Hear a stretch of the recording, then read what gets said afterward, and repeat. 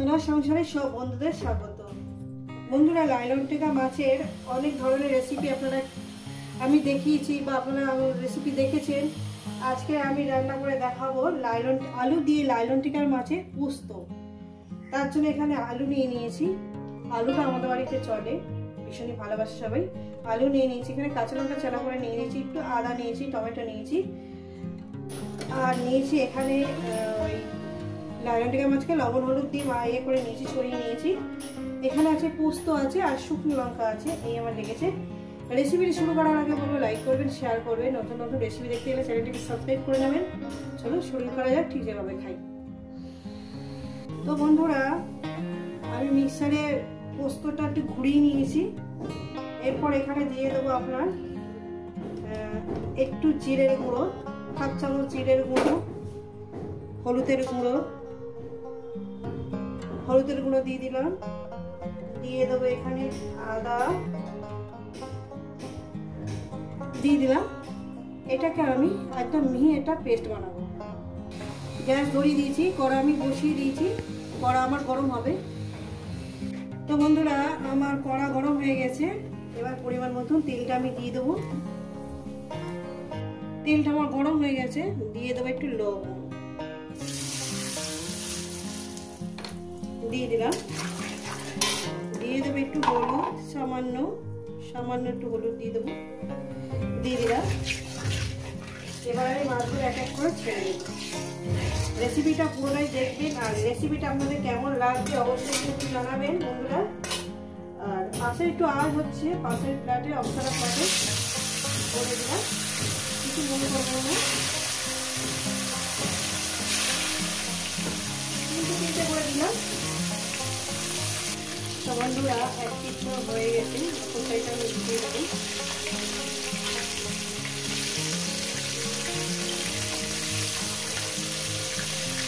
রেসিপিটা পুরোটাই দেখবেন, কিন্তু একটু বাদ দেবেন না, আর কেমন লাগছে দেখবেন।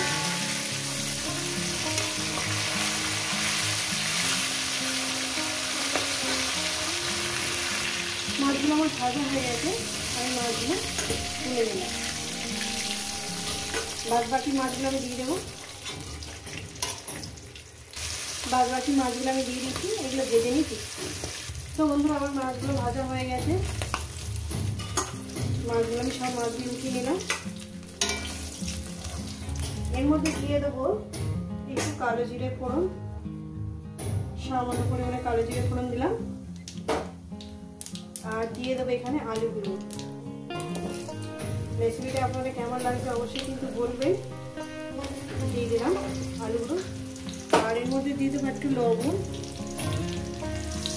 ব্যাস, আমি এটাকে মিনিমাম 5 মিনিট ধরে আলুগুলো আমি ভেজে নেব। 5 মিনিট ধরে।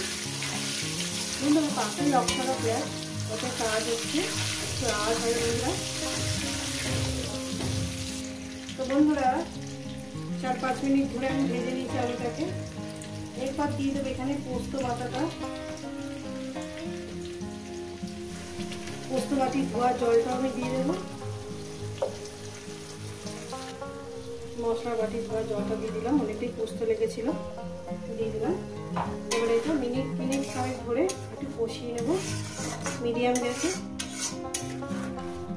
রেসিপিটা আপনাদের কেমন লাগছে অবশ্যই কিন্তু বলবেন বন্ধুরা, কিন্তু এইভাবে বানিয়ে খাবেন। তার কষানোর মধ্যে দিয়ে দেবো টমেটো আর কাঁচা লঙ্কা দিয়ে দিলাম। এবার এটা মিনিট 4 ধরে কষিয়ে নেব। তো বন্ধুরা, দেখছেন আমি কীভাবে রান্নাটা করছি। একবার এইভাবে রান্না আপনারা করে বানিয়ে খেয়ে দেখবেন, খুব সুন্দর লাগছে, দেখতে খুব সুন্দর লাগছে। সর্ষে পোস্ত দিয়ে রান্না করে খেয়েছে, একবার শুধু পোস্ত দিয়ে এইভাবে রান্না করে খেয়ে দেখবেন। আর আমার কাছে তো ধনে পাতা ছিল না, আপনারা এখানে একটু সামান্য ধনে পাতা দিয়ে দেবেন, তো ভালো লাগবে।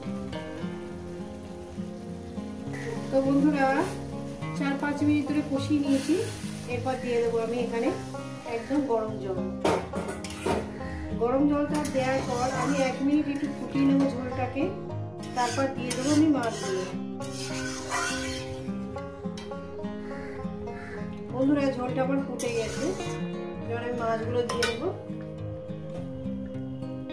মাছগুলো দিয়ে আরো 5 মিনিট রান্না করব, তারপর নামিয়ে দেবো। দুটো মাছ আমি ভাজা রেখে দিয়েছি।